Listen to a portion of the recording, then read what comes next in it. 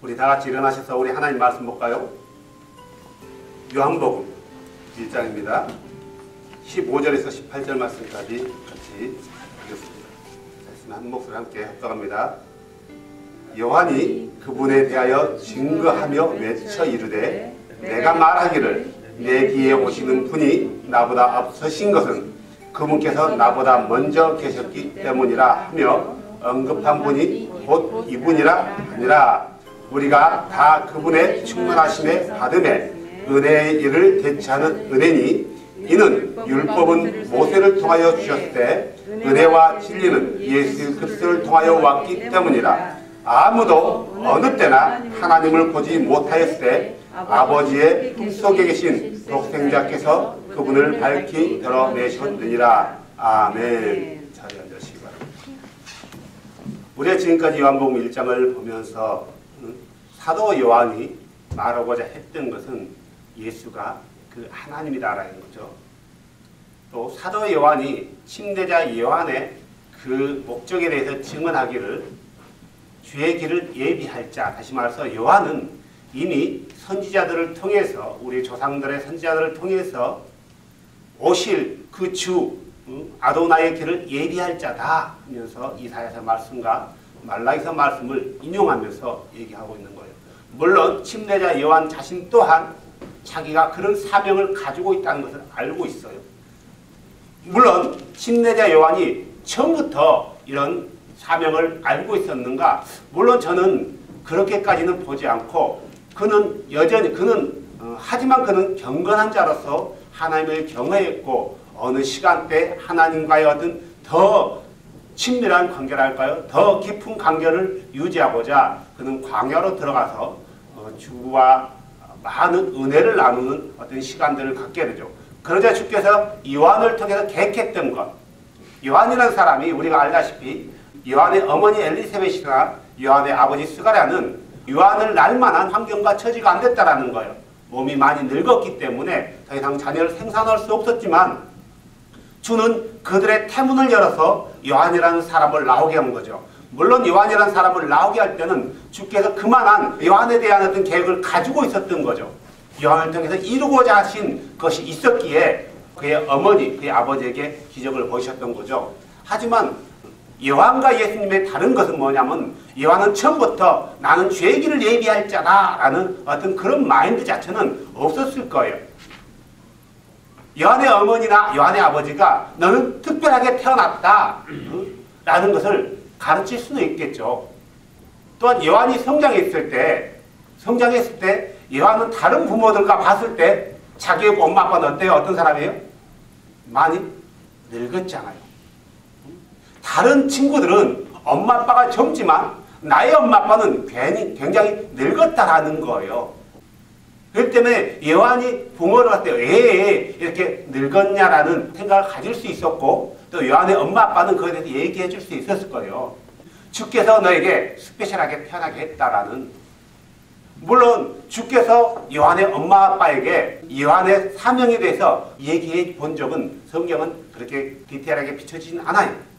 하지만 요한의 엄마 아빠는 요한을 통해서 이루고자 하는 하나님의 큰 뜻이 있다는 것을 알고는 있었을 거예요. 하지만 그게 뭔지는 모르죠. 어느 시기에 그는 광야로 가게 되고 거기서 많은 일들을 하게 되죠. 그러다 주께서 그에게 말씀하시는 거죠. 뭐라고 말씀했냐면은 우리가 잘 아는 1장 33절의 말씀이죠.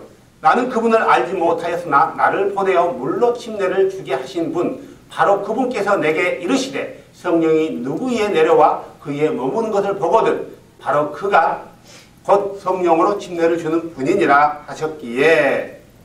자, 요한은 SNF라는 공동체에 속해 있는 사람이란 말이에요. 광야에서 경건 생활을 하고 있는 거예요. 다른 사람들은 세상에서 섞여서 많은 권력과 야합하고 또 어떤 사람은 외식과 야합했는데 SNF라는 공동체는 권력과 외식을 버리고 주 앞에 순수한 마음으로 경건하게 말씀을 회복하자라는 운동을 하고 있었던 사람들이란 말이에요. 그 가운데 주는 요한이라는 사람에게 찾아와서 너는 가라 이거예요. 어디로? 광야로 가라 이거예요.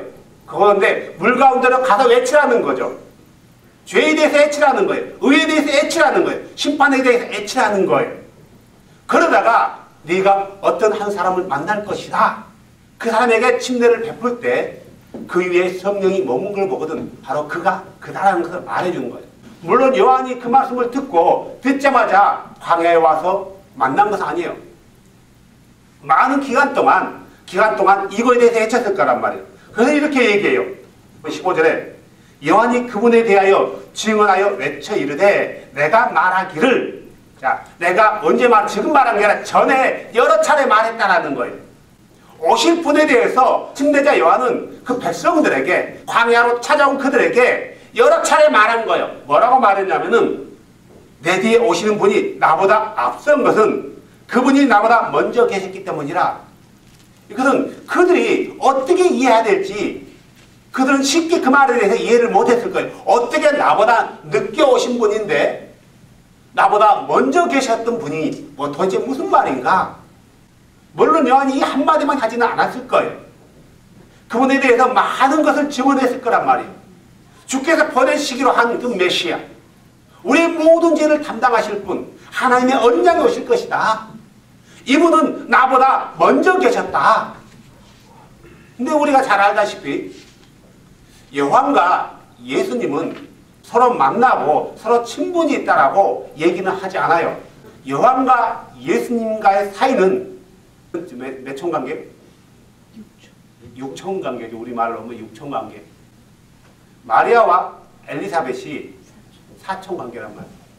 4촌관계니까 한두 번쯤 만나지 않았을까? 서로 얼굴 정도는 알고 있지 않았을까? 침례자 요한은 외가 쪽 6촌인 예수와가 그런 분이라는 것에 대해서 생각도 못했을 거예요. 물론 알 수도 있고 알지 못할 수도 있어요. 하지만 그가 친척이라는 것을 감안해 본다면 알 수 있다는 거예요. 또 친척도 엘리사벳과 마리아는 굉장히 친분이 있는 관계라는 거죠. 또한 친분을 떠나서 엘리사벳과 마리아의 관계는 굉장히 주님께서 더 친척 위의 친척처럼 많은 관계를 맺게 해줬단 말이에요. 서로 특별한 계획을 가지고 임신을 한 거예요. 둘 다 아는 거예요. 둘 다 임신을 할 수 없는 불가능한 상황 가운데서 임신했다는 사실을 알고 있는 거예요. 엘리사벳과 마리아가 만났을 때 서로 복중에 있는 아이들이 서로 뛰었다라는 걸 기뻐서요. 성경은 이렇게 표현해요. 그런데 어느 날 예수께서 어느 날 침례자 요한에게 왔을 때 이때 요한의 눈이 밝히 열린 거예요. 여러 차례 예수를 만나기 전에 침례자 요한은 예수님에 대해서, 물론 그가 예수라는 걸 외치지 않아요. 어떤 분이 올 거라는 거죠. 이분은 나보다 먼저 계신 분이다. 이분은 불로서 침례를 줄 자다. 이분은 세상 죄를 지고 가는 하나님의 어린 양이다. 우리의 모든 죄를 지시는 분이다. 이거에 대해서 수차례 증거했다는 거예요. 침례자 요한은 이렇게 얘기하는 거죠. 내가 말하기를, 개역개정에는 이렇게 나와 있어요. 내가 전에 말하기를, 이렇게 나와 있어요. 이 말씀은 과거형으로 사용된단 말이에요. 근데 전에 말한 거예요. 전에 말했어요. 누구에게요? 자기 말을 듣기에 온 많은 이스라엘 민족들이 광야에서 얘기했다는 거죠. 그러면서 이렇게 얘기했던 거죠. 내 뒤에 오시는 분이 나보다 앞서신 것은, 침례자 요한은 예수님보다 6개월 먼저 태어나죠. 그런데 그분이 먼저 계셨다는 거예요. 그러면은 먼저 계셨다라는 의미를 얘기한 침례자는 그 말을 알고 있어요? 알고 있겠죠. 그러면 결국 침례자 요한 마인드에는 먼저 계셨다라는 그 말할 때는 분명히 이렇게 얘기하는 거죠. 보세요. 내 뒤에 오시는 분은 나보다 앞서신 것이 그분이 나보다 먼저 계셨기 때문이라. 물론 그가 예수님인 걸 모르지만 나보다 앞서 계신 거래요. 침례자 요한은 이렇게 되는 거죠. 침례자는 예수님을 만나기 전에는 나보다 먼저 나이가 많으신 분, 나보다 먼저 태어나신 분, 이렇게 생각할 수 있어요. 하지만 그가 예수를 만났을 때 상황이 달라진 거죠. 그러면 침례자 요한이 이 얘기를 했을 때 어떤 의미로 백성들에게 나보다 먼저 나신 분, 이런 얘기를 했을까? 고작 나보다 먼저 태어났다, 나보다 이 세상에 먼저 6개월, 1년, 한 3년, 4년 먼저 태어나신 분이다, 이런 의미로 이런 얘기를 했을까? 아니면은 이분의 존재에 대해서 뭔가를 알고 있었을까, 이거예요. 침례자 요한은 자기 뒤에 오시는 분이 메시아라는 것에 대해서 감을 잡고 있는 거예요. 그러겠죠? 메시아는 그냥 다윗과 같이 그냥 엄마 뱃속에 응리하고 태어난 그런 사람이 아니라 태초부터 계셨던 분이다. 왜 그렇게 알고 있어요? 왜 그렇게 알고 있었을까? 왜 이런 말을 했냐면은 침례자 요한이 말한 것은 굳이 자기 생각에서 말한 게 아니라 구약의 말씀에 관해서 메시아에 관해서 그는 알고 있는 거예요. 미가서 5장이죠. 그러나 너 베들레헴 에브라다야. 내가 유다의 수천 가운데 작을지라도 이스라엘에서 치리자가 될 자가 내게로 나오리라. 그의 나아감은 옛적부터 있었으며 영원부터 있었느니라. 자, 무슨 말이에요? 이스라엘 다스릴 치리자는 그냥 단순히 엄마 뱃속에서 태어난 그런 다윗과 같은 사람이 아니라 영원전부터 존재하셨던 분이 태어난다는 거, 나온다는 거예요. 침례자 요한이 이 말씀을 모르는 게 아니라 이 말씀을 알고 염두하고 얘기한 거예요. 내 뒤에 오시는 분은 영원전부터 계셨던 분이다. 다시 말해서 그 아도나이가 육체로 온다는 것을 알고 있었던 거예요. 왜 알았냐 이거예요. 하나님은 자신의 말씀을 경외하는 자, 자신을 두려워하는 자들에게는 보여주고 알게 해주는 거예요. 외형상으로 주를 경외하는 사람이 있냐면은 마음을 다해서 주를 경외하는 사람이 있어요. 그러죠? 외형상으로 눈물을 흘리면서 찬양하는 사람이 있냐면 그냥 정말 마음을 다해서 찬양하며 눈물을 흘리는 사람이 있단 말이에요. 우리는 외형상으로 그런지 진짜로 그런지는 우리는 분간하기 힘들지만 주는 아는 거예요. 바리새인들이 경건하다는 것을 우리는 잘 알고 있어요. 얼마나 경건한지. 자, 바리새인 10명과 그 가운데 시몬과 안나를 세워놨다고 쳐요. 누가 더 경건한지 우리가 예형상으로 볼 수 있나요? 분간할 수 있어요? 우리는 없단 말이에요. 우리가 보기에는 오히려 바리새인들이 더 경건할 수 있어요. 왜요? 안나와 시몬은 외식을 안 했거든요. 사람들한테 뭘 보이기 위해서 제스처를 하지 않았다는 거예요. 바리새인들은요, 사람들에게 보이기 위해서 많은 제스처를 했어요.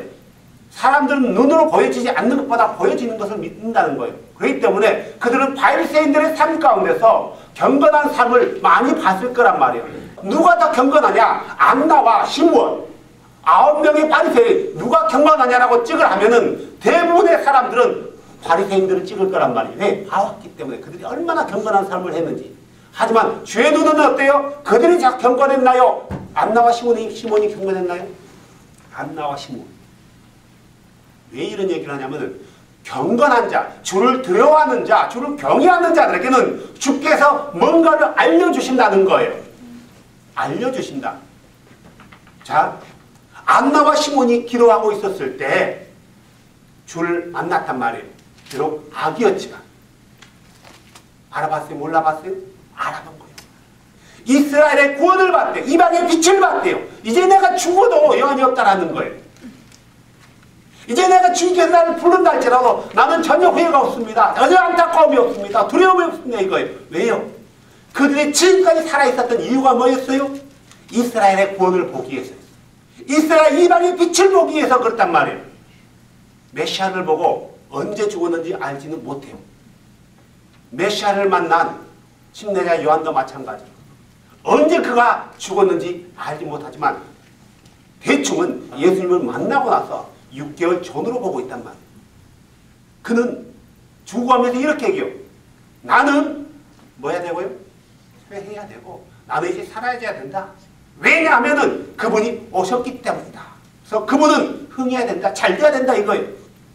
그분을 만난 사람들의 고백이라는 거죠. 고백이라는 거죠. 침례자에는 담대하게 이렇게 해요. 내 뒤에 오시는 분이 나보다 앞선 것은 그분이 나보다 먼저 계셨기 때문이라. 단순히 그런 의미가 아니라 그는 메시아가 태초부터 계셨던 분, 영원전부터 계셨던 분, 유일하신 그분이라는 것을 알고 있어요.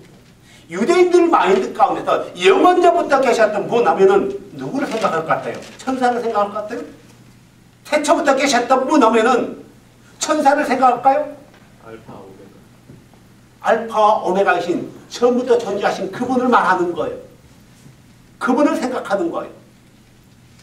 그런데 지금 유대인들은 이 말씀에 대해서 미가서 5장 2절에서 이해를 못해요.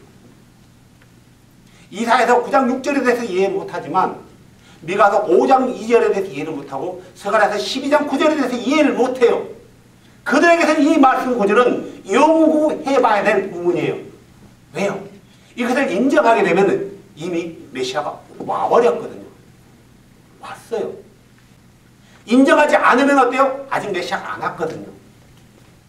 이것을 인정하고 싶지가 않은 거예요. 이것을요. 예수가 아니더라도 이 말씀을 인정한다면 이미 메시아가 왔어요. 그들에게는. 하지만 그들의 실질적인 삶은 메시아가 안 왔다고 믿고 있거든요. 여전히 기다리고 있단 말이에요. 그렇기 때문에 이 말씀들을 더욱더 인정하지 않으려 하는 거예요.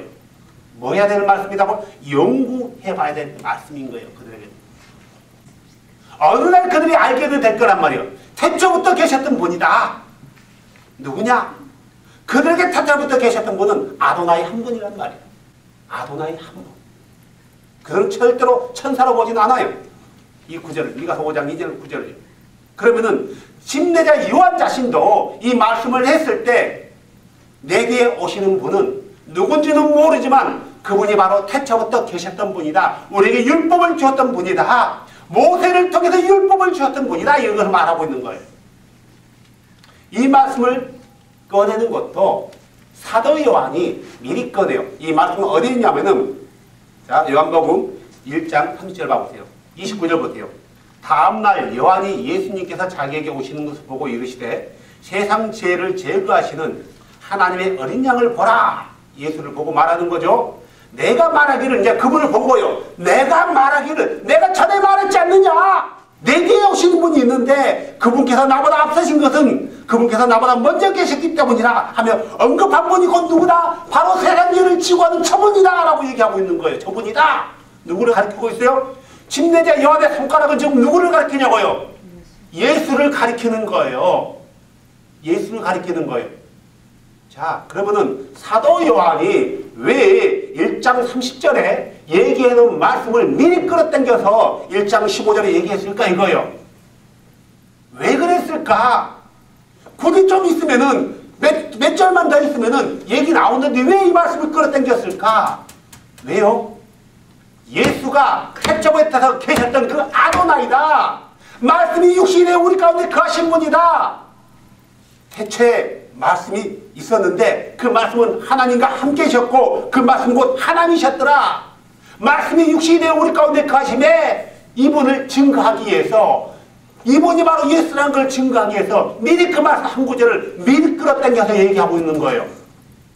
우리는 지금까지 이 말씀을 보면서 그냥 지나쳐왔단 말이에요.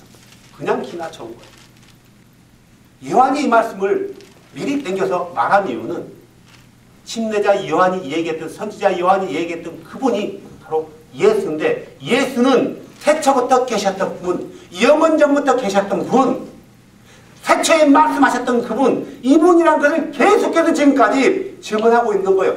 요한복음 1장 1절부터 지금 18절까지 계속해서 증언하고 있는 거예요.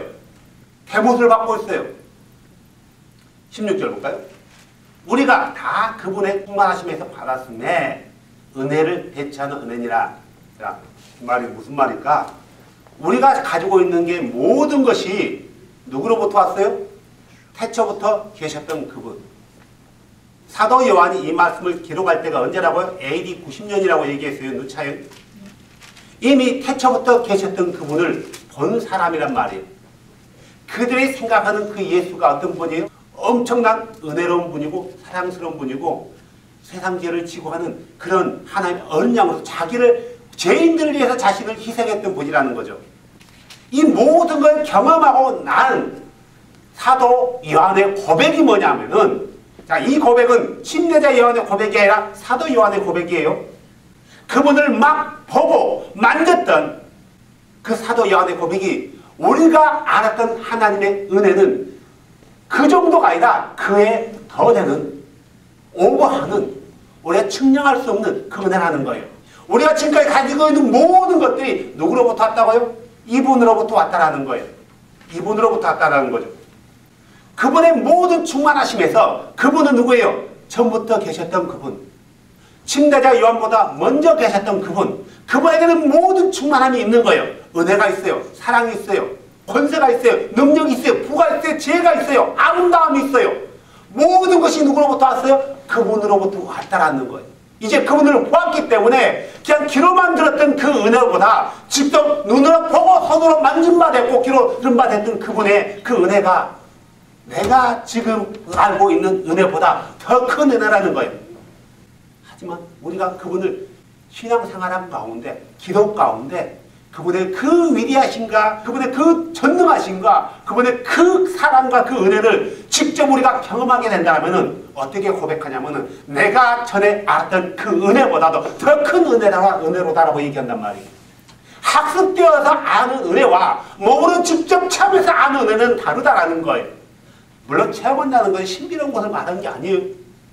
그것도 있지만 하나님을 직접적으로 경험한 사람들의 고백이 바로 우리가 그분의 충만하신 가운데 받았는데 이것은 은혜를 대체하는 은혜, 은혜보다 더 큰 은혜 중에 은혜도다라고 얘기하고 있는 거예요. 우리가 알고 있는 은혜가 이게 아니고 더 큰 은혜라는 걸 강조하고 싶은 거예요.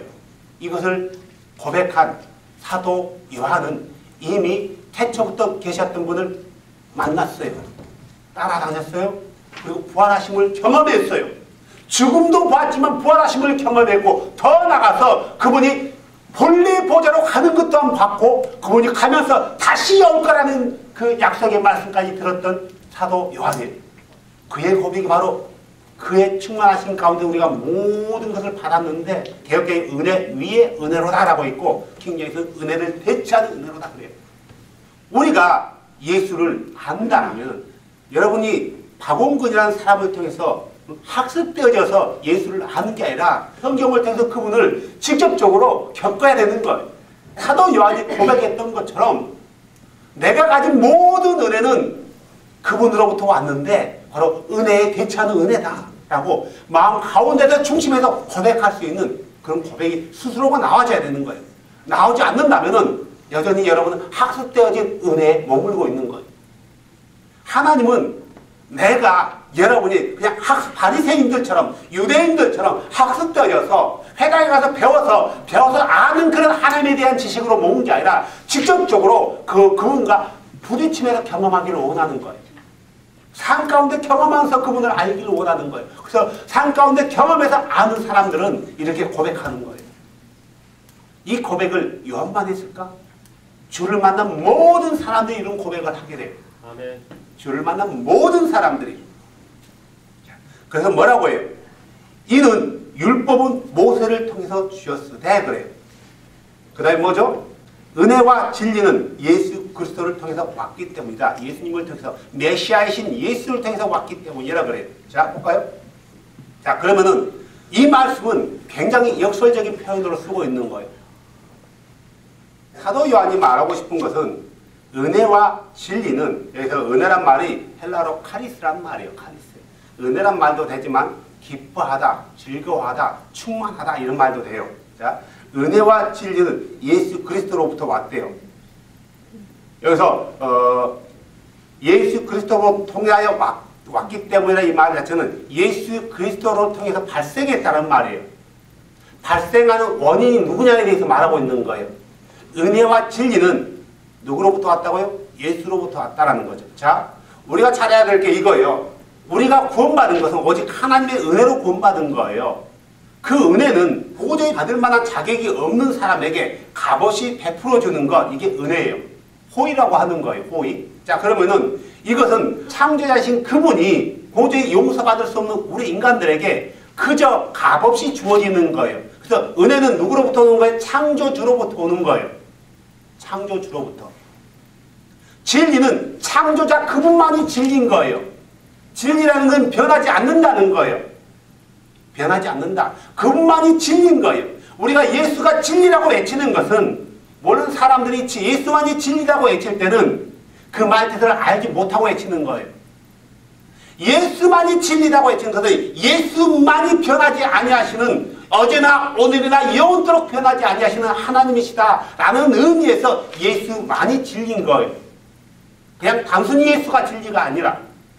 그러면은 은혜와 진리는 예수를 통해서 왔다면 은혜와 진리는 예수 자체가 은혜와 진리를 발생하게 하는 그 하나님이다. 처음부터 영원전부터 계셨던 분이다라는 걸 말하는 거예요. 그러면은 영원전부터 계셨던 그분이 모세에게 뭐 줬어요? 율법을 준 거예요. 율법을 준 거란 말이에요. 모세 자신이 율법을 만들어서 이스라엘 백성에게 준 게 아니라는 거죠. 결국 사도 요한이 이 말씀을 하게 된 것도 은혜와 진리도 누구로부터 왔다고요? 예수로부터 왔지만 율법 또한 누구로부터 왔다고요? 예수로부터 왔다는 것을 말하고 있는 거예요. 모세 자신은 시내 산에 자기가 올라가서 혼자 고독을 씹으면서 법을 쓰지 않았다는 거예요. 주께서부터 이스라엘 백성들이 이제 약속의 땅에 들어가서 어떻게 믿고 어떻게 살 것인가, 너희들의 관계가 나와 어떤 관계를 가져야 될 것인가에 대해서 자세하게 기록해놨단 말이에요. 광야에서부터 그들에게 앵연습을 시켜놨어요. 모세 자신이 생각해서 만들어낸 게 아니라 주께서 모세를 불러서 모세에게 그 말씀을 준 거예요. 우리는 그것을 율법이라고 하고 이스라엘 백성은 그걸 토라라고 해요. 이 토라 자체는 이스라엘 백성들에게 모세를 통해서 주어졌지만 모세가 준 게 아니죠. 이 토라를 준 분이 누구예요? 영원전부터 계셨던 그분, 요한보다 앞서 계셨던 그분을 통해서 줬단 말이에요. 결국 은혜와 진리도 그분으로부터 왔지만 율법 자체도 그분으로부터 왔다는 것을 말하고 있는 거예요. 그런데 18절에 아주 중요한 말을 하는데 아주 중요한 문제점이 발생해요. 아무도 어느 때나 하나님을 보지 못하였을 때, 이 말은 지금까지 하나님을 본 자가 없다라는 말을 의미한 게 아니라 앞으로도 하나님을 볼 자가 없다라는 거예요. 앞으로도 아무 때나 볼 자가 없대요. 아무도 하나님을 보지 못하였을 때 하면은 과거예요. 과거에 아무도 본 사람이 없었다. 그런데 지금은 맞다. 이런 의미로도 해석할 수 있단 말이에요. 그런데 아무도 아무 때나 라고 못 박았단 말이에요. 아무도 하나님을 볼 수 없는 거예요. 하나님을 봤다, 내 눈으로 봤다, 내 손으로 만졌다 하는 건 다 거짓말인 거예요. 둘 중에 하나요. 자기가 만들어냈던가 거짓말 하던가 아니면 악한 것이 보여주던가, 둘 중에 하나의 하나님을 봤다는 것은 분명히 사도 요한도 내가 하나님을 봤다라고 하지 않아요. 요한계시록을 썼던 사도 요한 자체도 내가 하나님을 봤다라고 하지 않는단 말이에요. 환상 가운데 이 같은 일을 봤다, 실제로 봤다 하지 않아요. 환상으로 봤지만 그가 알고 있었던 예수와 환상 가운데 봤던 예수는 전혀 다른 모습이었다라는 거죠. 그렇기 때문에 사도 요한 자체는 그 하나님이 어떤 분인 걸 알기 때문에 내가 봤다라고 표현하지 않는 거예요. 한 음성이 들려서 나 예수는 이라고 기록해 놓는단 말이에요. 나 예수는 내 천사들을 보내요. 18절에 개역개정의 성경을 읽어줄게요. 킹제임스와 잘 비교해서 들어보세요. 얼마나 다른가요? 본래 하나님을 본 사람이 없으되 아버지 품속에 있는 독생하신 하나님이 나타내셨느니라. 무슨 의미예요? 다른 하나님. 아들 하나님이 아버지를 나타냈대요. 독생하신 아들 하나님. 이게 개역개정이에요. 물론 개역개정을 본 사람들도 이 구절을 못 봤을 거예요. 이 단어를요. 봐라, 있지 않느냐. 독생하신 아들 하나님이 있다고 했지 않느냐 라고 아무도 우긴 사람 못 봤어요. 킹제임스에는 여기서 갓이라는 단어, 데우스라는 헬라어 데우스라는 단어가 없어요. 원래 헬라어 원어에는. 근데 HSB라는 헬라어 원어에는 데우스라는 단어가 들어가요. 독생하신 데우스가 들어간단 말이에요. 그러니까 이 구절을 보면은 분명히 독생하신 하나님이, 아버지 품속에 있는 독생하신 하나님이 따로 있는 거예요. 그런데 킹제임스에는 독생하신 분이 아버지를 나타냈대요. 독생하신 하나님이 나타내는 것과 독생하신 그가 나타내는 건 전혀 다른 의미예요. 이렇게 되는 거죠. 아무 때나 하나님을 보지 못했는데 아버지 품속에 계셨던 독생하신 분이 아버지를 밝히 드러냈다. 자, 여기서 밝히 드러냈다고 얘기해요. 그러니까 우리가 알아야 될 것은 아버지 품속에다라고 얘기하고 있어요. 이것은 하나님을 표현하는데 우리가 이해하기 좋은 단어로 의인화해서 설명하고 있어요. 자, 원래 단어는 양팔 사이를 말하고 있는 거예요. 양팔 사이. 양팔 사이, 여기를 품이라고 얘기한단 말이에요. 품. 자, 그러면 하나님이 우리와 같은 양팔 사이에 품이 있을까 이거예요. 하나님 품이 있을까? 이 양팔 사이 품 속에 이렇게 안겨 있었던 문자 그대로 해석하면 이렇게 해석되어지는 거예요. 그러겠죠?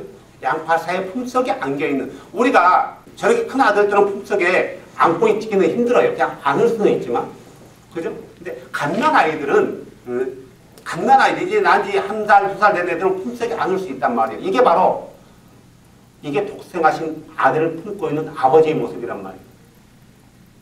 그러면은 우리 하나님을 설명할 때 이런 사도 요한이 이런 의미로서 아버지 품속에 있던 독생하신 아들이라고 이렇게 표현했을까? 아니면은 뭔가 의도적으로 그분을 표현하기 위해서 이런 단어를 선택했을까 이거예요. 만약에 이런 단어로 했다면은 사도 요한은 요한복음 4장 24절 하나님은 영이시니 라고 말하지 않았을 거예요. 영이라는 존재는, 영이라는 것은 모양과 형태가 없다라는 것을 우리가 너무나 잘 알고 있는 거예요. 그러면은 영은 품도 없어요. 영은 왼쪽도 없고 오른쪽도 없단 말이에요. 앞도 뒤도 없어요. 그냥 존재하는 거예요. 그냥. 근데 사도 요한은 아버지의 품속에 있던 독생하신 자라고 얘기했다고, 아들이라고 얘기했단 말이에요.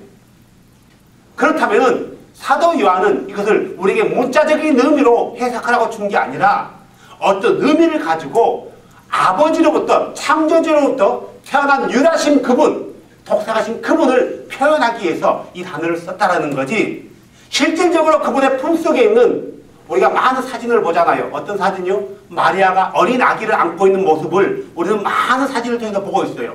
이런 의미로서 쓰지 않았다라는 거예요. 하나님은 품이 없어요. 왜요? 스피릿이니까. 하나님이 영이시니까 품이 없다는 거죠. 그러면 이렇게 의도적으로 쓴 이유는 이런 의인화시켜서 우리들에게 이해를 주기 위해서, 오직 하나님으로부터 유일하게 태어난 자가 누구라고요? 예수다. 나사렛에 태어난 예수다. 이것을 설명하기 위해서, 그가 바로 그라는 것을 설명하기 위해서 이 단어를 선택했던 거지, 문자적으로 그가 어떤 하나님의 품이 있고 그 품 속에 이렇게 아기처럼 안겨 있다, 유일하게 그분만이 그분의 품속에 있다라는 걸 말하고자 하지 않았다는 거죠. 하지만 개혁개정에는 성경을 바꿔서 아버지 품속에, 하나님 품속에 아들 하나님이 또 있는 거예요. 누가 커요? 품속에 있는 자가 큰가요? 안고 있는 품을 품고 있는 자가 큰가요? 품을 품고 있는 자가 큰 거예요. 누가 이래요? 자, 우리 문영재님하고 또 아들이 누구? 요한이죠? 네, 사무엘 요한. 사무엘 요한이요. 누가 더 파워가 있어요? 능력이 있어요. 같은 다 문씨 집안의 자손이지만, 한 가정이지만, 누가 더 파워가 있고 누가 더 힘이 있고 누가 더 능력이 있어요? 큰 놈이. 아버지가 더 능력이 똑같지 않아요. 아들은 여전히 아버지의 보호 아래 있는 거예요. 뭔가를 결정할 때 아들 혼자 결정하지 않아요. 그러죠? 어느 날 요한이가 와가지고, 누가 사무엘이 크네? 사무엘이 와가지고, 아버지 더 이상 나 학교 다니기 싫으니까 나 안 다니랍니다. 그리고 나 돈 벌러 가랍니다. 지 마음대로 결정할 수 있어요? 생각은 할 수 있겠죠? 결정은 못해요. No! 하면 안 되는 거예요. No! 하면 안 되는 거예요. 이것은 똑같은 게 아니에요. 무슨 말이냐? 이 말씀을 문자적으로 해석하면은 예수는 뭐예요? 아버지보다 열등한 하나님이라는 거 말하고 있는 거예요. 문자적으로 이해한다면, 그렇게 우리가 본다면 열등한 하나님. 결국 예수에 대해서 설명하는 다른 이단들, 아리우스라는 사람들이 말했던 그 예수, 반신반인. 또 어떤 사람들은 예수가 열등한, 아버지보다는 열등한 하나님이다 라고 설명하는 그런 사람들은 이 말씀을 그렇게 이해할 수 있어요. 그 사람들은 이 말씀을. 하지만 사도 요한은 이 말씀을 그런 의미로 설명하지 않았다. 설명하지 않았다. 자, 아무 때나 어느 때나 하나님을 본 사람은 없다. 누구도 보지 못한다. 오직 하나님을 나타내시는 분은, 그분의 위대하심을 나타내신 분은 한 분뿐이다. 그가 예수다. 그가 예수다. 골로새서 보면 이렇게 나와 있어요. 2장 9절이에요. 그분 안에는 하나님의 신격, 하나님 자신이라는 걸 말하는 거죠. 신격은 다른 걸 말하는 게 아니라 하나님의 성품이에요. 그분 안에는 하나님의 성품이 모든 충만이 몸으로 거하고, 또 너희는 모든 정사와 권능의 머리신 그분 안에 완벽하며, 자, 예수 안에는 하나님의 완전한 것이 충만하다라고 얘기하고 있어요. 예수는 사람들에게 보여지는 하나님의 완벽한 모습이라는 거예요. 예수 자체는 육체를 말하는 게 아니라 우리 가운데 말씀이 육신이 되어 우리 가운데 거하시는 그 예수는 하나님이 우리에게 보여졌다라는 거예요. 보여졌다. 물론 그 보여졌던 그 하나님의 어떤 육체 자체를 말하는 게 아니라는 거죠. 박원군이 여러분에게 보여지는 것은 박원군의 어떤 외형상의 모습만을 얘기하는 게 아니라 박원군의 자신을 얘기하는 거예요. 외형상으로 보여지는 것은 아무것도 아니라는 거예요. 외형은 내면을 표현하는 하나의 표현 방법일 뿐이 전부가 아니라는 사실을 우리가 알아야 된다는 거예요. 다시 이제 요한복음으로 넘어갑시다.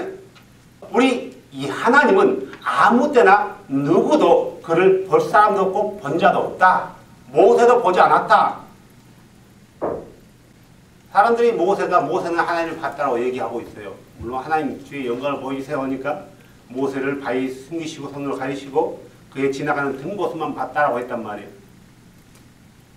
자, 하나님을 봤다라는 것은 얼굴을 봤다는 거예요? 하나님 자신을 봤다는 거예요? 등은 하나님 자신 아닌가요? 그러면 하나님이 등이 있나요? 없는 거예요. 결국 모세도 못 봤다라는 거예요. 결국 모세도 못 봤다라는 거예요.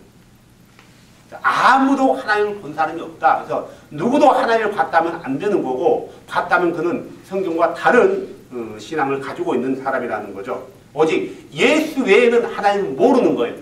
본질적으로.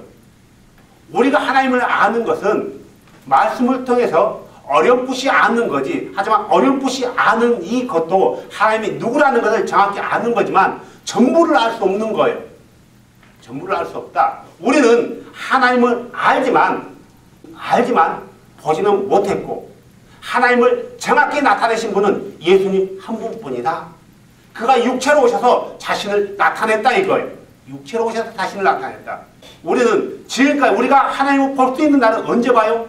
그분이 이 땅에 오실 때, 재림하실 때 우리의 그 제2육신의 장막을 벗어버리고 거룩한 모습으로 흠없는 모습으로 변화되었을 때만이 그분을 볼 수 있지, 육체의 장막을 안고 있을 때는 아무도 그분을 볼 수 없는 거예요.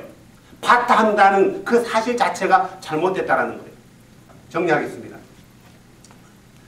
사도 요한은 침례자 요한을 통해서 다시 한번 그가 처음부터 계셨던 분, 영원전부터 계셨던 분이라는 것에 대해서 증언하고 있다는 거예요. 우리는 그 말씀을 통해서 알아야 되는 것은 사도 요한은 예수가 처음부터 계셨던 그 하나님이라는 것을 여기서부터 증언하고 있다는 것에 대해서 우리가 알아야 되고요. 또 모든 은혜와 진리가 예수로부터 왔다는 것은 단순히 예수가 뭘 받아서가 아니라 예수 자신이 하나님이라는 사실을 증언하고 있는 거예요. 은혜와 진리는 유일하신 참 하나님으로부터만 온단 말이에요. 그 누구로부터 오지 않아요. 여기서 은혜와 진리가 예수로부터 왔다라고 말하는 이유는 사도 요한은 나사렛 예수라는 어떤 한 존재에 대해서만 얘기하는 게 아니라 본질적인 그 예수님에 대해서 얘기하고 있는 거예요. 영원전부터 계셨던 그 하나님, 유일하신 그 하나님, 그 하나님만이 은혜와 진리가 그 하나님으로부터 온다. 그 하나님이 율법을 줬다라고 얘기하고 있는 거죠.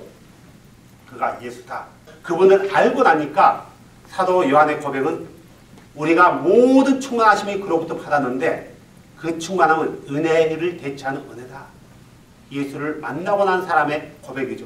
사도 요한은 처음부터 이런 고백을 하지 않아요. 예수를 만났을 때, 이 나사렛 예수를 만났을 때 그가 십자가를 지기 전에 절대로 이런 고백을 하지 않았어요. 또한 그들은 그 고백했지만 주는 그리스도의 시여 살아계신 하나님의 아들입니다라고 그런 고백을 모두가 가지고 있었지만 그 고백 자체가 어떤 의미인지는 알지 못했을 거예요. 하지만 오늘 이 고백을 한 사도 요한의 고백은 분명히 어떤 의미인지 정확히 알고 고백하고 있는 거예요. 왜요? 주로부터 정확히 이것을 알았기 때문에.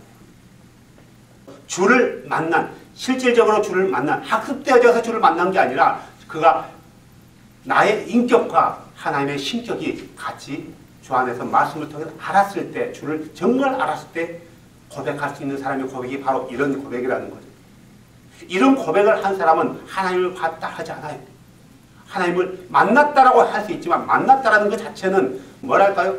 말씀을 통해서 하나님께서 내게 하신 것들, 말씀을 통해서 하나님이 원하시는 것들, 그분이 얼마나 나를 사랑하는지 이런 의미에서 만난 거지, 어떤 내가 여러분을 만난 듯이 여러분이 나를 만나는 이런 의미로 사용하지 않는다라는 거죠. 성경은요. 우리가 하나님을 보지 못했지만 오직 예수 그리스도만이 하나님을 나타내신 분이라는 거죠. 다만 우리가 지금은 보지 못했지만 앞으로 그분이 천사장의 나팔과 호령 가운데 이 땅에 심판주로 오실 때는 우리가 거룩한 육체를 가지고 그분 앞에 설 때 얼굴과 얼굴 대면함을 볼 수 있다는 거예요. 우리는 그날을 소망하면서 이 말씀을 지금 보고 있는 거예요. 그날을 소망하면서 사도 요한은 이 말씀을 쓰고 있는 거예요. 우리는 그날이 속히 오기를 기다리면서 고대하고 있어요. 그때 우리가 주를 봤을 때 이런 고백을 할 거예요. 내가 주를 보니 주의 은혜가 은혜 위에 은혜였습니다. 은혜 위에 은혜였습니다. 얼굴과 얼굴을 맞대고 주를 보니 은혜 위에 은혜입니다. 고백합니다. 그런 고백할 날이 곧 올 거고요. 그런 고백을 할 수 있는 여러분이 되길 주의 이름으로 축복합니다. 기도합시다. 이제 만물의 마지막 때가 차고 하나님의 왕국이 가까이 왔으니 주 예수님께로 돌이키고 주 예수 그리스도만을 하나님으로 믿으십시오. 사람이 물과 성령으로 거듭나지 아니하면 하나님의 왕국에 들어갈 수 없다고 예수님께서 말씀했습니다. 베드로는 물은 예수 그리스도의 부활하심으로 말미암아 이제 너희를 구원하는 표니 곧 침례라고 했습니다. 또 베드로는 회개하고 주 예수 그리스도의 이름으로 침례를 받으면 죄들의 사면을 받고 성령을 받는다고 하였습니다. 침례는 예수 그리스도와 연합하는 행위이고 죄의 몸을 멸하는 행위이며 그리스도와 함께 죽고 장사 지내고 다시 태어나는 의식입니다. 예수 그리스도 이름으로 받는 침례는 그리스도로 옷을 입는 행위이며 손으로 하지 않는 할례이며 침례로 그리스도와 함께 일어났다고 했습니다. 사도와 제자들은 성부 성자 성령이라는 타이틀이 아닌 아버지 되시고 아들 되시며 성령 되시는 오직 주 예수의 이름으로만 침례를 베풀었습니다. 사도와 제자들은 단 한 번도 머리에 물을 붓거나 뿌려본 적이 없었습니다. 복음을 듣고 믿는 자들은 그 즉시 주 예수 그리스도의 이름으로 침례를 받았습니다. 오순절날 복음을 들었던 디아스포라들도, 제자 빌립에게 복음을 들은 사마리아인들도, 그리고 이디오피아 내시 간디게도, 다마스쿠스에서 주를 만난 바울도, 제자 아나니아에게, 백부장 고넬료와 그의 식졸들도, 빌립보 자주세 옷감장사 루디아와 그녀의 가족들도, 빌립보 감옥 간수와 그의 가족들도, 마게도니아 지역 회당의 우두머리 칠이자 그리스보와 그의 가족들도, 이미 침례자 요한에게 침례를 받았던 12명의 침례자 요한의 제자들도 복음을 듣고 그 즉시 다시 주 예수 그리스도의 이름으로 침례를 받았습니다. 사도와 제자들은 단 한 번도 6개월 후나 새신자 교육 후에 침례를 베푼 적이 없고 믿는 즉시 예수님의 이름으로 침례를 베풀었습니다. 예수님께서 믿고 침례를 받는 자는 구원을 받고 믿지 않는 자는 정죄를 받는다라고 하셨습니다. 지금은 우리의 구원이 처음 믿을 때보다 더 가까워졌습니다.